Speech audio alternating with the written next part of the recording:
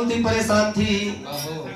और गाय रूपी पृथ्वी ब्रह्मा जी की शरण में जाकर के, देवराज इंद्र की शरण में जाके और विष्णु भगवान की शरण में जाकर के याचना किए कि इस पृथ्वी के पाप को कम करो भगवान, हम लोगों का उद्धार करो।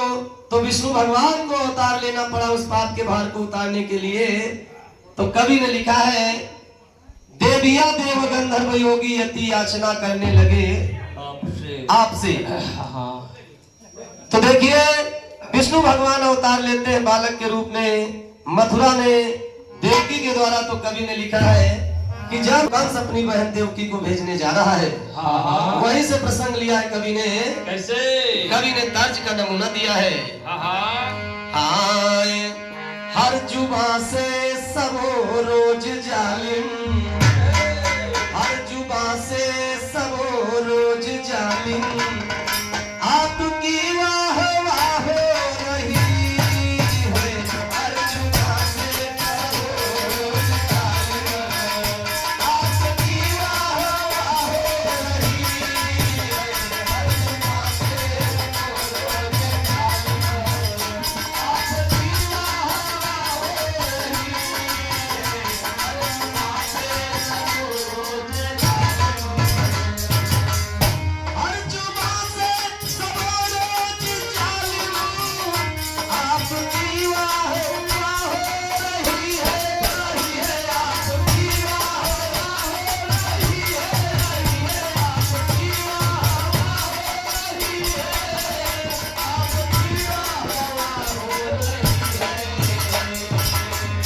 तेरी चंचल अदाओं के पीछे, तेरी चंचल अदाओं के पीछे, तेरी चंचल अदाओं के पीछे, सारी दुनिया तबाह हो रही है।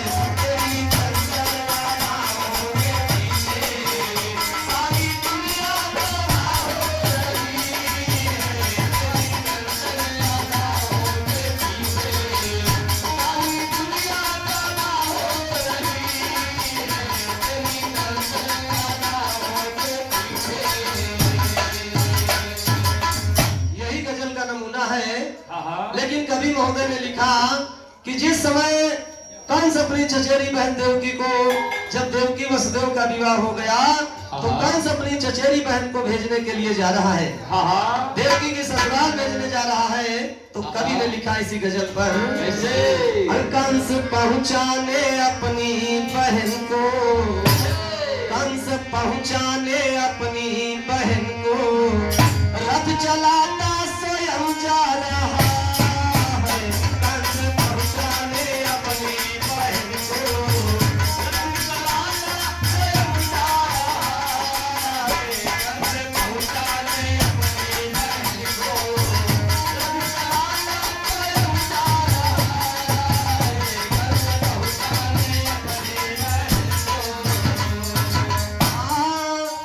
कंस पहुंचाने अपनी बहन कंस पहुंचाने अपनी बहन को,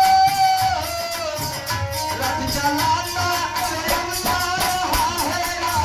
रथ चलाता स्वयं जा रहा है। रथ चलाता स्वयं जा रहा है।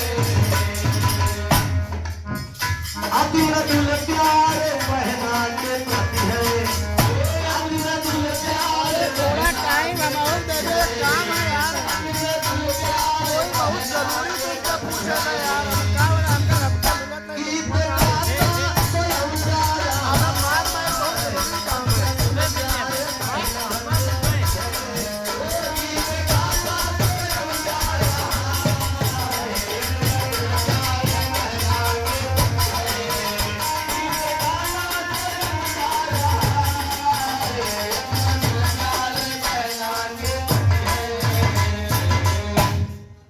कंस अपनी बहन देवकी को जब विवाह हो गया भेजने के लिए जा रहा, उसे अभी मालूम नहीं है।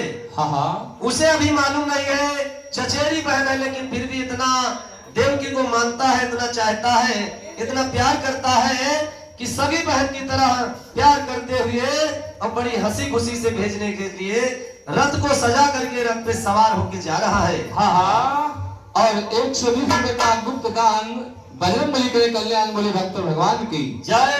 देवकी जब विदा होकर के मथुरा से जाती है तो कवि ने वर्णन किया है कैसे? अंतरे में लिखा है कवि ने, हाँ पावन मौसम वाल बेला,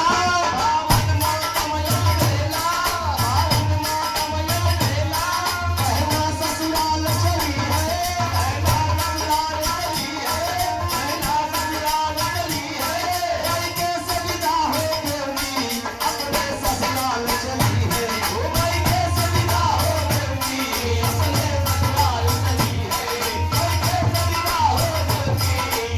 ससुराल चली है।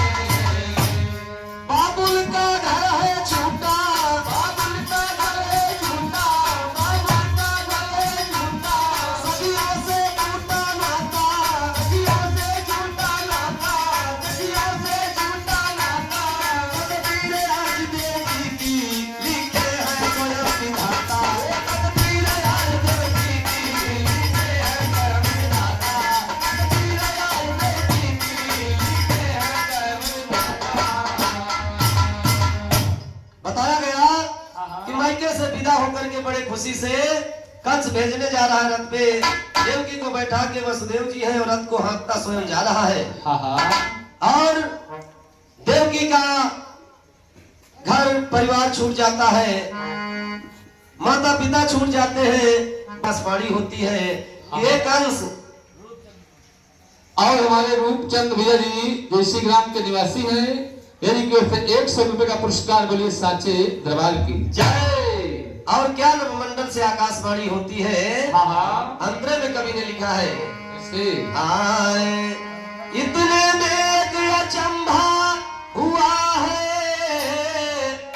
हुई आकाशवाणी गगन से हुई आकाशवाणी गगन से हुई आकाशवाणी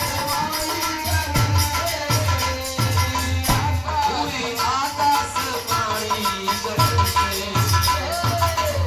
सुन लो जरा ठहरो ठहरो, सुन लो जरा ठहरो ठहरो, दिल पाता स्वयं जा रहा है, सुन लो जरा ठहरो ठहरो, दिल पाता स्वयं जा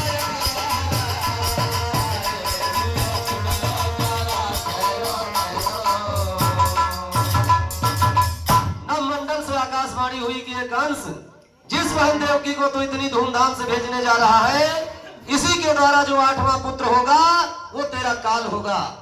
जैसे आकाशवाणी कंस ने सुना तो आसमान की तरफ कंस देखने लगा, डर जाता है और क्रोधित होकर के तलवार निकाल करके देवकी की तरफ झपट पड़ता है।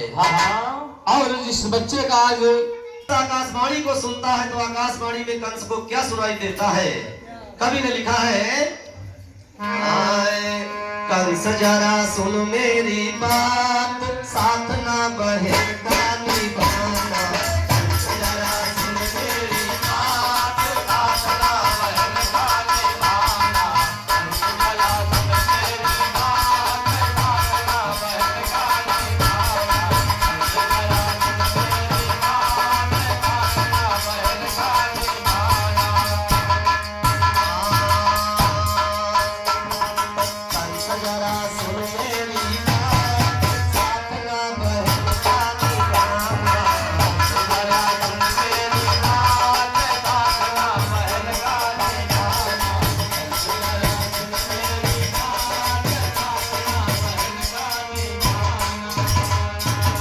आकाशवाणी हुई कि कंस, अरे जितना तू खुश है अपनी बहन से और इतना तू खुश न हो, इतना साथ न निभा, क्योंकि 8वां ललन तेरी बहना का प्यारा,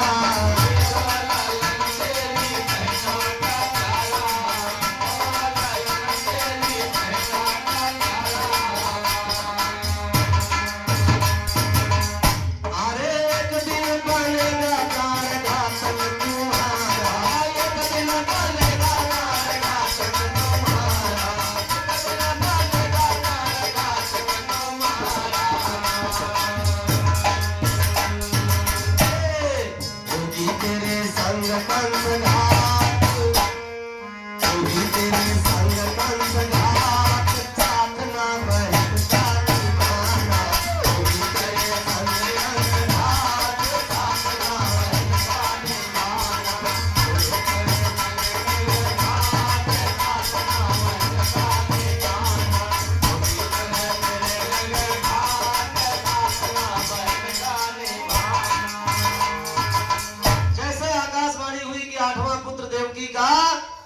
काल होगा, तुम्हारी मौत देवकी के 8वें पुत्र से होगी।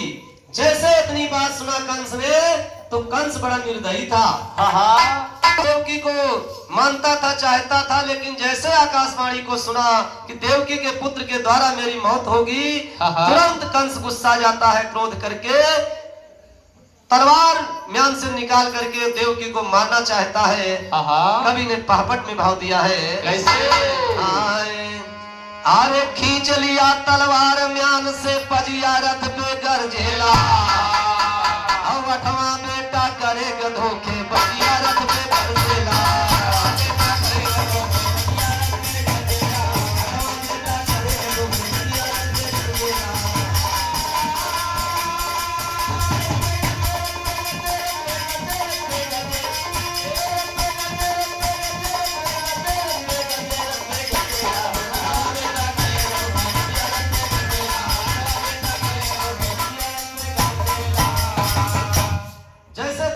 मारने के लिए कंस तलवार निकाल लेता है, तो वसुदेव जी ने देखा कि कंस अभी तो बहुत प्यार दुलार कर रहा था, बड़ी खुशी से आ रहा था, और नवमंडल से आकाशवाणी सुनाई दी, उसी के द्वारा कंस इतना नाराज हो गया।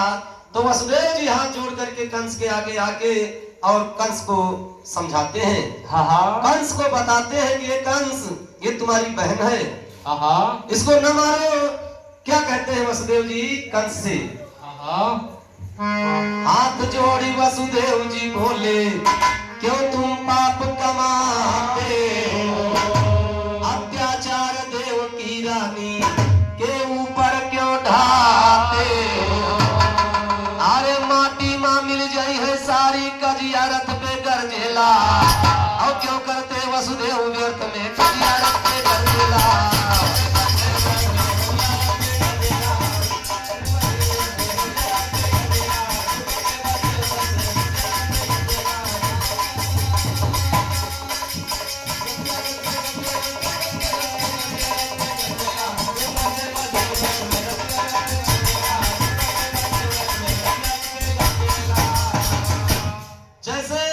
वसुदेव जी हाथ जोड़ करके कहने लगे, कंस देवकी को न मारो, ये तुम्हारी बहन है, और एक नारी है, नारी के ऊपर हाथ उठाना, नारी का वध करना बहुत बड़ा पाप है, गाय हत्या से भी बड़ा पाप भी माना जाता है, और तुम तो बड़े विजयी हो, बड़े बलवान हो कंस, तुमको एक नारी का वध करना शोभा नहीं देता है, इसलिए कंस ये बहन है तुम्हारी देवकी, इसको न मारो, और जो तुम कहो मैं करने को तैयार हूँ।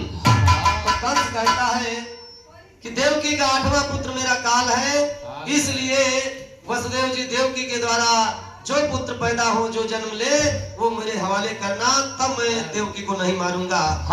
वसुदेव जी कंस की बात को मान लिए, और कंस से कहते हैं कि मैं वादा करता हूँ जो भी पुत्र देवकी को जन्म लेंगे मैं तुम्हारे पास लेकर के आऊंगा। वसुदेव और देवकी को कंस ने वही वापस ला करके जेल में कैद करके जेल में बंद कर दिया। तो कवि ने लिखा है, देवकी रो रही है। कैसे? देवकी रो रही है और मन में सोच रही है कि मैं अपने ससुराल जा रही थी और मेरा भाई मुझे मेरे ससुराल भेजने जा रहा था, और आज मेरा भाई ही मेरा दुश्मन हो गया। मेरा भाई ही दुश्मन होकर के मुझको जेल में बंद कर दिया, कैद कर दिया। तो देवकी रोते हुए कहती क्या है? कवि ने तर्ज का नमूना दिया है। कैसे? आए अरे कहवा का गेहुआ चमके, अरे कहवा के धान, कहवा की ओखली, कहवा के ओखली, मुसरवा उतरे धान, कहवा के ओखली, मुसरवा उतरे धान, कहवा के ओखली, मुसरवा उतरे धान, कहवा के ओखली, मुसरवा उतरे धान, कहवा के ओखली। आज यही है, लेकिन देवकी रो रो के कह रही है, अरे देवकी पहुंची ना पवली है, अरे अपने सासुरारी भैया निर्दयिया होइगे, भैया निर्दयिया होइगे, दिहल जेहलिया में तारी भैया निर्दयिया होइगे, जेहलिया में तारी भैया निर्दयिया होइगे, जेहलिया में तारी भैया निर्दयिया होइगे।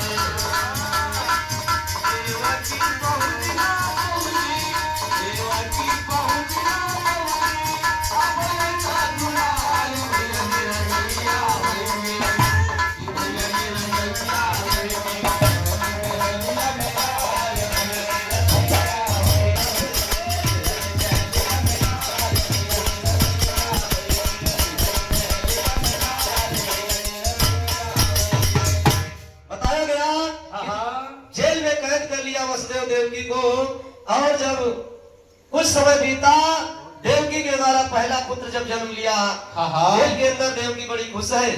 लेकिन वसुदेव जी वादा किए हैं, वचन दिए हैं कंस को कि जो पुत्र होगा मैं तुम्हारे पास लेके आऊंगा। देवकी की गोद से बालक को ले लिया और वसुदेव जी लेकर के बालक कंस के सत्यवादी हैं। अरे इन्होंने वादा किया था, फिर भी वादा को पूरा करने के लिए बालक को लाए तो कंस की समझ में कुछ आया कि आकाशवाणी हुई थी कि देवकी का 8वां पुत्र तुम्हारा काल होगा, ये तो पहला पुत्र है। इसको मारने से मेरा कोई फायदा नहीं है, क्योंकि इस पुत्र से हमको कोई डर नहीं है। बालक को वापस कर दिया। वसुदेव जी बालक को लेकर के देवकी के पास गए। देवकी रो रही थी कि मेरे पुत्र को कंस ने मार दिया होगा, लेकिन जब मारा नहीं तो देवकी खुश हो गई। लेकिन तब तक नारद बाबा आए कंस के पास और कंस को समझा रहे हैं, पूछ रहे हैं, तो कंस बताता है नारद बाबा आपको आने में कुछ देर हो गई। देवकी के द्वारा पहला पुत्र पैदा हुआ जेल में, अब वो वसुदेव जी लेकर मेरे पास आए, लेकिन मैंने मारा नहीं, मैंने वापस कर दिया। नारद बाबा ने कहा क्यों वापस किया? कहा क्योंकि मेरा काल तो 8वां पुत्र है, इसलिए मैंने वापस कर दिया। नारद बाबा ने कहा कंस तुम्हारा कोई दोष नहीं है, विनाश काले विपरीत बुद्धि हो जाती है। 8 पंखुड़ियां नारद बाबा कंस को गिनाते हैं, जिधर से गिनता है कंस 8वीं होती है। तो नारद बाबा कहते हैं देवकी के द्वारा देवकी की कोख से पैदा होने वाला हर बालक 8वां हो सकता है। क्यों वापस किया? नारद बाबा सोच रहे हैं कितनी जल्दी कंस का अत्याचार और ये पाप का घड़ा भर जाए तो कंस को मिटाने वाला बालक पैदा हो मथुरा में, इसीलिए नारद बाबा कंस को समझाते हैं।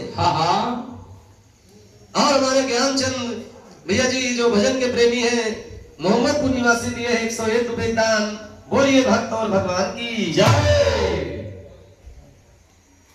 जो यही मोहम्मदपुर निवासी हैं, भजन के प्रेमी हैं, दिए 101 रुपए दान। बोलिए भक्त और भगवान की जय। गुस्सा आ गया, देवकी की गोद से हाथ से पहला बालक छीन लिया और पत्थर पे पटक करके मार दिया। देवकी देख रही है लेकिन कुछ कर नहीं पा रही, उसके आंखों के सामने पुत्र मारे जा रहे हैं। धीरे धीरे करके एक एक करके 6 पुत्र देवकी को जन्म लिए और 6 को कंस ने बारी बारी से मार दिया। वसुदेव देवकी अपनी आंखों से देख रहे हैं पुत्रों की हत्या होते हुए, लेकिन बेबस है, विवश है, कुछ कर नहीं पाते हैं। कवि ने टेरी का भाव दिया है कैसे?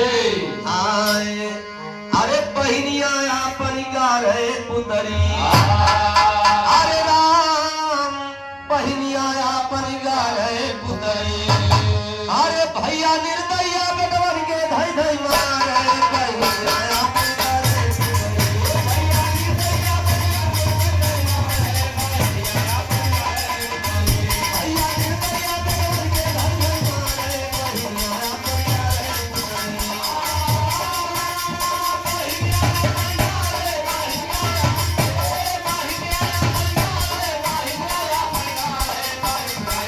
गारे पुतरी।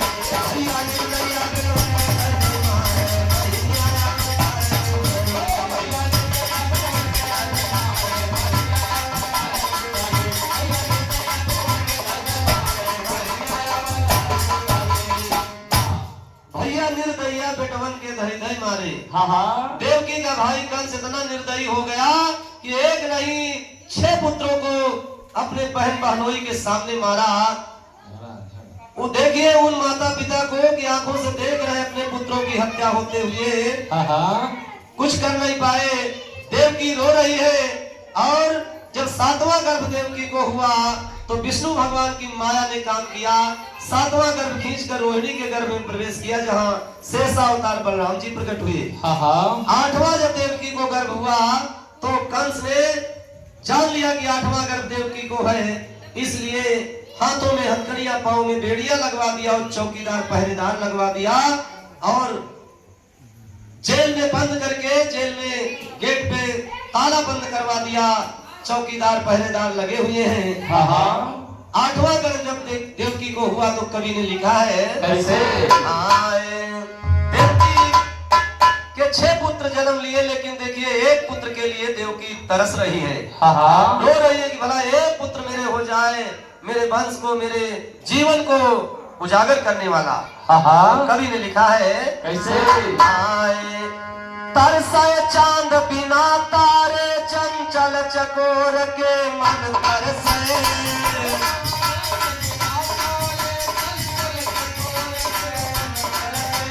तरसाए चांद बिना तारे, चंचल चकोर के मन तरसे।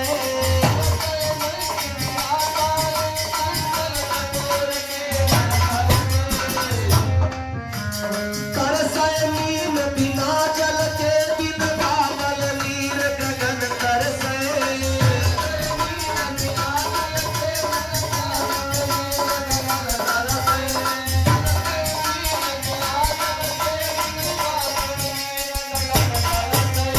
तरसाए पपीहा स्वाति जल बिन, सजनी बिना सजन तरसे।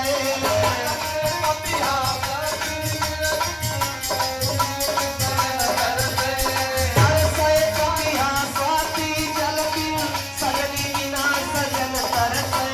तरसाए पपीहा स्वाति जल बिन,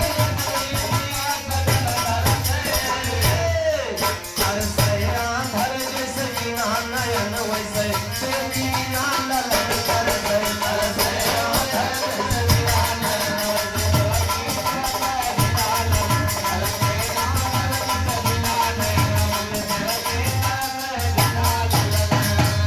देवकी एक पुत्र के लिए तरस रही है। क्योंकि हुए तो 6 पुत्र, लेकिन 6 को कंस ने मार दिया। 7वां गर्भ खींचकर रोहिणी के गर्भ में प्रवेश किया, लेकिन इसको भी कंस समझ रहा है कि देवकी का 7वां गर्भ नष्ट हो गया है। 8वां गर्भ जब देवकी को हुआ तो देवकी रो रही है और वसुदेव जी से कह रही है, स्वामी 8वें गर्भ की रक्षा करो। तो वसुदेव जी जानते हैं स्वयं भगवान स्वयं नारायण आकर के मथुरा में जेल के अंदर देवकी के द्वारा जन्म लेने आ रहे हैं। तो देवकी से धैर्य बंधाते हुए वसुदेव जी कहते हैं, क्या कहते हैं? अरे गोरी आंखों से आंसू बहाऊंगा, गोरी आंखों से आंसू बहाऊंगा, सबका रखवाला वो दीना साथ है। गोरी आंखों से आंसू बहाऊंगा, सबका रखवाला वो दीना साथ है। गोरी आंखों से आंसू बहाऊंगा, सबका रखवाला वो दीना साथ है। सबका रखवाला वो दीना नाथ है।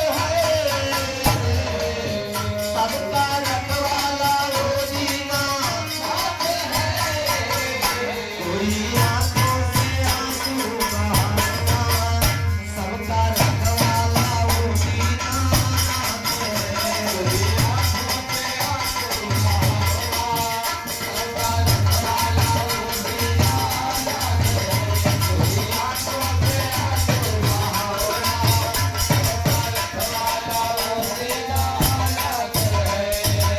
वसुदेव जी कह रहे देव की आंखों से आंसू न बहाओ। आंसू बहाने से कुछ नहीं होगा, क्योंकि सबका मालिक एक है और वो मालिक हमारी रक्षा करेगा और वही मालिक हमको बचाएगा। और हमारे युवराज सिद्धार्थ और सौर्य की नानी जी के द्वारा ये 201 रुपए का दान बजरंग बली बाबा करे कल्याण। बोलिए भक्त और भगवान की जय। भगवान का ध्यान देवकी कर रही है, वसुदेव जी कर रहे हैं। 8वां गर्भ जब आया, देवकी के द्वारा जब जन्म लिया, तो देखिए विधाता का विधान, जो हाथों में हथकड़ियां पांव में बेड़ियां पड़ी हैं। देवकी सोच रही है कि ये मेरा पुत्र मथुरा से कैसे बाहर जाए, कहीं मैं भिजवाऊं, नहीं तो इस पुत्र को भी कंस मार देगा। तो देवकी रो रही है, जैसे सोचती है कि मैं क्या करूं, वैसे हाथों की हथकड़ियां खुल गई, पांव की बेड़ियां टूट गई। पहरेदार पहरा लगाए थे, पहरेदार भी सो जाते हैं। तो कवि ने लिखा है कैसे? अरे सोई गे सिपहिया, अरे सोई गे सिपहिया, भरई ना कौनो पहरा। सोई गे सिपहिया, भरई ना कौनो पहरा। सोई गे सिपहिया, भरई ना कौनो पहरा। सोई गे सिपहिया, भरई ना कौनो पहरा। सोई गे सिपहिया, भरई ना कौनो पहरा, भरई ना कौनो पहरा।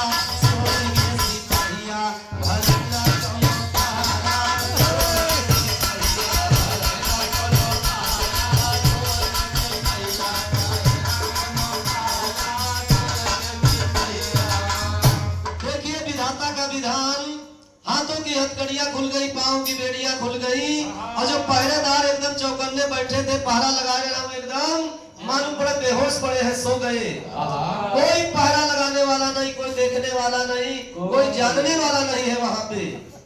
वसुदेव जी जब ले करके बालक को, देवकी सोच रही है बालक को, वसुदेव बाबा से कहती स्वामी इस बालक को गोकुल को पहुंचा दो। तो कवि ने लिखा है कैसे? एकदम भादों का महीना और काली रात, चारों तरफ से रात घेरे हुए है, रास्ता नहीं दिखाई देता है। तो कवि ने लिखा है कैसे? राती आया अंधेरी घेरे ना भ्रमे बदरिया,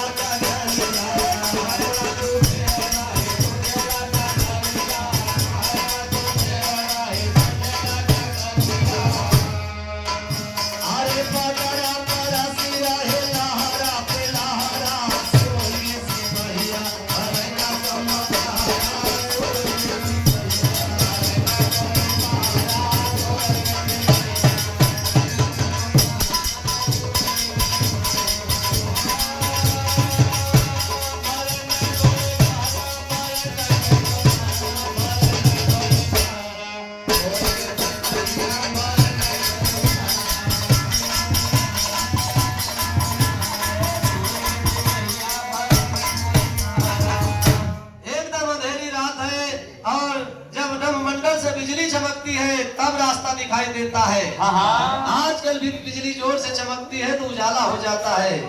वसुदेव जी जा रहे हैं तो माता देवकी आंचल से मुंह पोंछ करके ओढ़ा करके बेटे को अपने हृदय से लगा करके कि इस बेटे को कंस न पा जाए। सूपे माँ ओढ़ाई दिहले अपन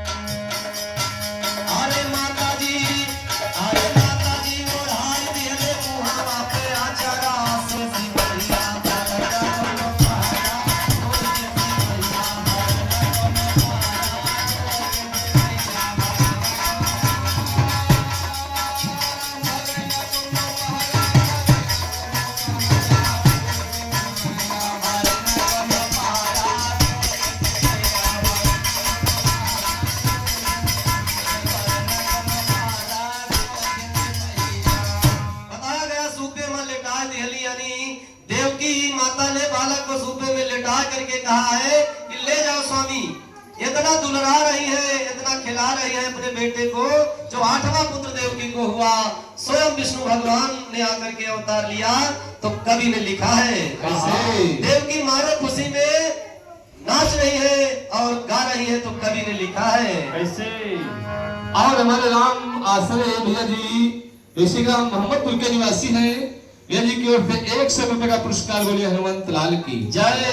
देवकी इतना खुशी है, खुशी में नाच रही है, गा रही है। तो क्या कहती हैं? पहरेदार सो रहे हैं, मथुरा का कोई भी सिपाही, कोई भी चौकीदार जाग नहीं पाया, सब सो गए। कंस को भी खबर नहीं हुई। और देवकी अपने बेटे को दुलरा रही है और क्या कह रही है? कवि ने लिखा है आए अरे ललन मोरा